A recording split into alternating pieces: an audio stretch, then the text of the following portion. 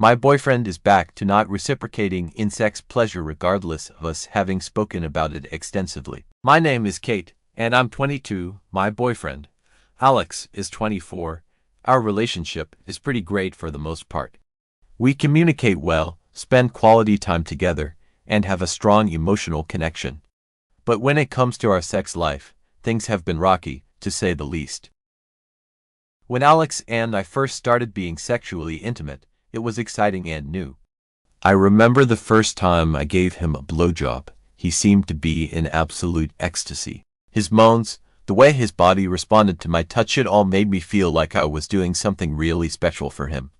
But then, after he finished, he just stopped. He'd thank me, sometimes kiss me, and then carry on with his day as if nothing had happened. Meanwhile, I was left there, horny and unsatisfied, feeling like I was just an instrument for his pleasure. I tried to brush it off at first. Maybe he was just nervous, I thought. Maybe he didn't know how to reciprocate, but as time went on, it became clear that this wasn't a one-off occurrence. It was a pattern. Whenever we got intimate, it was always about him. I'd give him a blowjob, and he'd finish, leaving me high and dry. It started to bother me more and more. I began to feel used and unwanted. It wasn't just about the physical pleasure, it was about the emotional connection. I wanted to feel desired, to feel like my pleasure mattered to him as much as his did to me. So, we sat down and had a heart-to-heart. I told him how I felt, how it hurt me that he never reciprocated. He listened, and to his credit, he seemed genuinely sorry. He said he was reluctant to touch me because he didn't know how much I wanted to be touched. I reassured him, telling him that if I was doing sexual favors for him, it meant I was turned on and wanted to be touched. He promised to do better, and for a while, things did improve. He started reciprocating more, and for a few weeks, our sex life was amazing. We'd pleasure each other, and it felt balanced and satisfying. I remember one time, I stepped out of my comfort zone and asked him to use a vibrator on me. He agreed, though not with much enthusiasm, and later got sidetracked by a video game. When he realized I was upset, he asked, "Oh, shit, did you still want me to get you off?" It felt like a chore to him, which hurt even more. We talked about it again, and he reassured me that he did want to touch me, that he found me incredibly sexy. He said he just got distracted sometimes. I believed him, and for the next 3 weeks, things were great. He'd always return the favor whenever I initiated a blowjob, and he'd even allude to doing it later in a sexy way, which he always followed up on. Then, we were apart for a week. I missed him terribly and couldn't wait to be with him again. When I got to his place, the first 2 days were fantastic. We were all over each other, and it felt like we were back on track. But then, things started to slip again. Yesterday, I gave him a blowjob in the morning, expecting that he'd reciprocate later, but he didn't. He didn't even mention it. I tried to brush it off, thinking maybe he'd make up for it that night, but then he fell asleep, leaving me awake, horny, and on the verge of tears. I don't want to be the nagging girlfriend. I don't want to have to ask him to reciprocate every single time. It should come naturally to him, just as it does for me. When he makes me come, I'm filled with this desire to pleasure him, too. It's a mutual thing, a way of showing each other love and appreciation. But here I am, lying next to him, feeling used and unwanted. It hurts that despite our talks, despite him knowing how much this means to me, we're back at square one. I don't know what to do. I love him, but I can't keep feeling like this. I know I need to talk to him again, but I'm scared. I'm scared that he'll see it as nagging, that he'll think I'm being unreasonable. But I also know that I deserve to feel satisfied, to feel like my pleasure matters. The next morning, I woke up before him, still feeling the weight of my unresolved frustration. I decided to get up and make some coffee, hoping it would clear my head. As I stood in the kitchen, I couldn't help but replay our conversations in my mind. I knew I needed to address this again, but how? When Alex finally woke up and joined me in the kitchen, he could tell something was off. He asked me if everything was okay, and I took a deep breath, trying to find the right words. "Alex, we need to talk," I said, trying to keep my voice steady. He looked concerned, nodding for me to continue. I know we've talked about this before, but I'm still feeling neglected when it comes to our sex life. Yesterday, I gave you a blowjob, and you didn't even mention reciprocating. It makes me feel unwanted and used, and it hurts." He sighed, rubbing the back of his neck. "I'm really sorry, Kate. I don't mean to make you feel that way. I guess I just get caught up in the moment and forget." I could feel my frustration rising, but that's the thing, Alex. It shouldn't be something you forget. It should come naturally, just like it does for me. I want to feel like my pleasure matters to you." He nodded, looking genuinely remorseful. "You're right, I need to do better. I promise I'll try harder."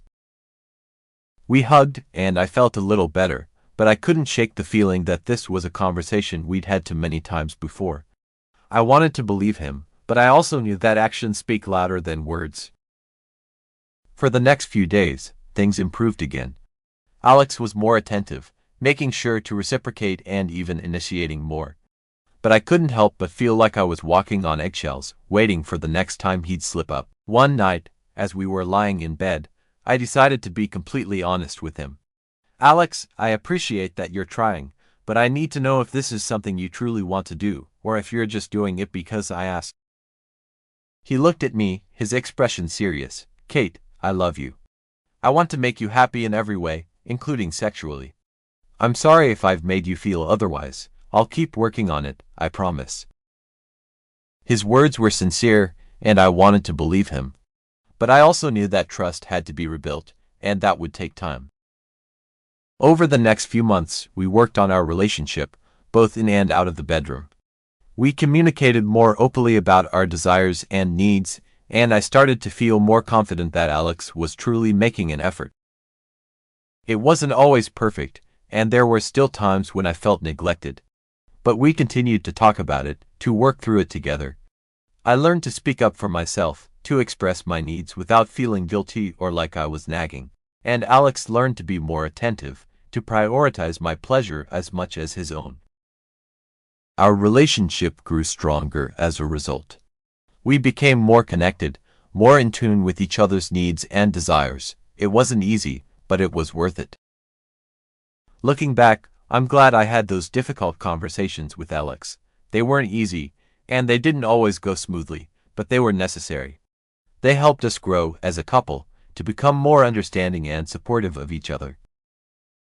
If there's one thing I've learned from this experience, it's that communication is key. It's not always easy to talk about sex, especially when there are issues, but it's so important. It's the only way to ensure that both partners feel satisfied and valued. I'm hopeful for our future. I know we'll face more challenges, but I'm confident that we can overcome them together. Our love is strong, and we're committed to making it work. And that's what matters most. The next week, I felt the same familiar unease. Alex and I were intimate again, and while things seemed to be going well, there was a nagging feeling in the back of my mind. After I pleasured him, I waited for him to reciprocate. The anticipation built up inside me, and I hoped that he would remember our conversations and follow through. But once again, he didn't. He rolled over, muttered a quick thank you, and started to drift off to sleep. I lay there, my body tense and my mind racing. I couldn't believe we were back at this point again. The next morning, I decided to try a different approach. Instead of waiting for him to initiate, I made the first move. I kissed him passionately, letting my hands roam over his body. He responded eagerly, and I guided his hand towards me, showing him what I wanted. To my relief, he got the hint. He started to pleasure me, and for the first time in a while, I felt truly satisfied. It was a small victory, but it gave me hope that things could get better. As the days went by, I continued to take the lead in our intimate moments. I realized that sometimes, Alex just needed a little nudge to remind him of what I wanted.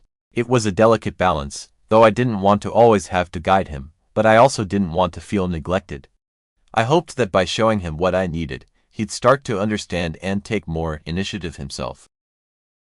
One evening, after a particularly satisfying encounter, we lay in bed talking. I decided to bring up the topic again, but this time in a more casual, positive way. "Alex, tonight was amazing. I love it when you take the time to make me feel good, too. It makes our connection so much stronger. He smiled, pulling me closer. I love making you feel good, Kate. I know I've messed up in the past, but I really am trying. I want to be the best I can for you. Hearing him say that reassured me. I knew he cared, and I could see he was making an effort. It was just a matter of continuing to communicate and be patient with each other. As we spent more time together, we started to explore new ways to keep our intimacy exciting and fulfilling. We tried new things in bed, experimenting with toys and different techniques. I introduced him to some of my fantasies, and he shared his with me. It was fun, and it brought us closer together. We also made a point to set aside time just for us. Life could get busy and stressful, but we realized the importance of prioritizing our relationship. We'd plan date nights, go on little weekend getaways, and make sure we had time to connect on a deeper level.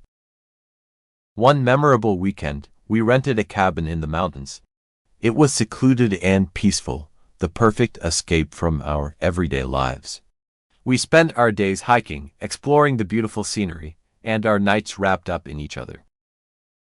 The first night, after a long day of hiking, we settled into the cozy cabin. The fire crackled in the fireplace, casting a warm glow over the room. Alex pulled me into his arms, kissing me deeply. We slowly undressed each other, taking our time to savor every moment. He was attentive, his hands and lips exploring every inch of my body. I could feel his desire for me, and it made me feel incredibly wanted and loved. We took turns pleasuring each other, and for the first time in a long time, I felt completely satisfied and connected to him.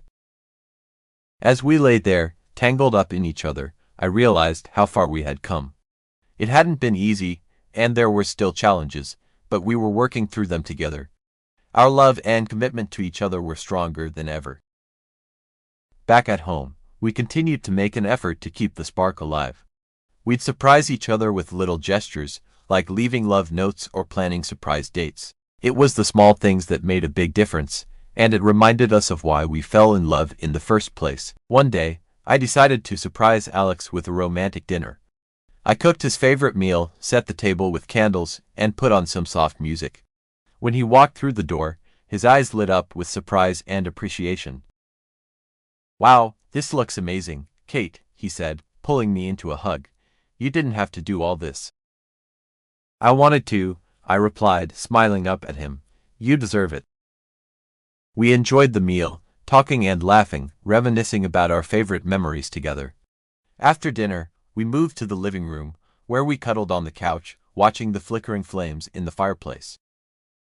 As the night went on, we found ourselves lost in each other once again. Our connection was deeper, our intimacy more fulfilling than ever. It was a testament to the hard work and dedication we had put into our relationship. There were still moments of frustration, of course. Times when old habits would resurface, and we'd have to remind each other of our needs and desires. But each time, we grew stronger and more understanding. One night, after a particularly long day at work, Alex came home exhausted. I could see it in his eyes, the stress weighing heavily on him. I decided to take care of him, to show him how much I appreciated all he did for us.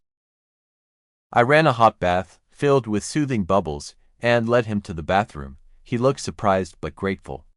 As he sank into the warm water, I massaged his shoulders, feeling the tension melt away. "Thank you, Kate," he murmured, closing his eyes. "This is exactly what I needed." "You do so much for us, Alex. You deserve to be pampered, too," I replied, continuing to massage his back. After the bath, we moved to the bedroom. I kissed him softly, taking my time to show him how much he meant to me. It wasn't about me that night, it was about him, about making him feel loved and appreciated. As we lay in each other's arms, I realized that our relationship was a constant give and take. There would be times when one of us needed more attention, and times when we needed to focus on the other. It was about finding that balance, about being there for each other no matter what. Our journey wasn't perfect, but it was ours. We had our ups and downs, our moments of doubt and frustration. But through it all, we never gave up on each other. We kept talking, kept working through our issues, and kept finding ways to make each other happy. Looking back, I'm grateful for the challenges we faced. They taught us how to communicate better, how to be more patient and understanding. They brought us closer together, made our love stronger and more resilient. Now, as I lie here next to Alex, I feel a sense of peace and contentment. I know we'll continue to face challenges, but I'm confident that we can overcome them together. Our love is strong, and we're committed to making it work. And that's what matters most.